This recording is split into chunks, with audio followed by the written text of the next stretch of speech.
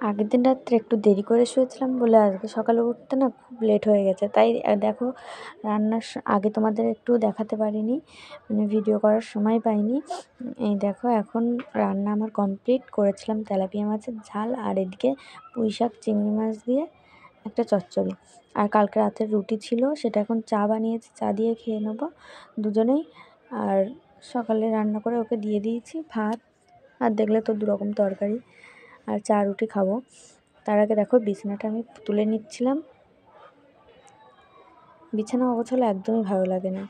দেখো তুলে আমি সব একদম পরিষ্কার করে নিলাম, তারপরে মুখ টুক ধুয়ে ফ্রেশ হয়ে এই যে একটু শীতে ক্রিমটা মেখে নিলাম, নিয়ে এবার চা আর রুটি খাবো। তারপরে আছে অনেক বাসন, সেগুলোও মাজতে হবে।